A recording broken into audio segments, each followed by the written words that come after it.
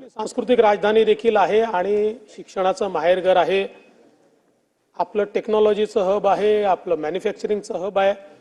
तर मला असं वाटतं की पुण्याचा उडता पंजाब झाला वगैरे असं म्हणून पुण्याला बदनाम करणं योग्य नाही आहे. देशभरात त्याची बदनामी होते. उलट नाही वृत्तपत्र काही छापतात म्हणून जबाबदार लोकांनी असं बोलणं योग्य नाही आहे. शेवटी आपल्या राज्यामध्ये सगळं एवढं मोठं जे काही इन्व्हेस्टमेंट येतं पुण्यामध्ये येतं. तथापि या घटना घडल्या ते गंभीर आहे, त्याचं गांभीर्य मी नाकारत नाही.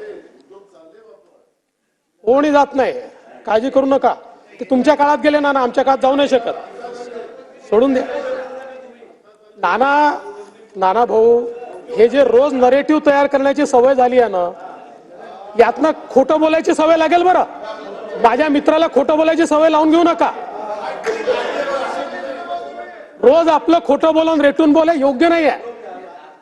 सन्माननीय विरोधी पक्ष नेत्यांनी जे सांगितलं, पहिली गोष्ट या संपूर्ण प्रकरणामध्ये, म्हणजे मी काही या ठिकाणी कोणाला क्लीन चिट वगैरे द्यायला बसलो नाही, पण या संपूर्ण प्रकरणामध्ये पुण्याच्या पोलीस आयुक्तांनी अतिशय प्रोएक्टिव्ह भूमिका घेतली.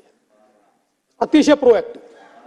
आणि कुठलाही तसूभरही याच्यामध्ये एकही इंडिकेशन असं नाही की ज्याच्यामध्ये त्यांच्यावर कारवाईची आवश्यकता आहे. तथापि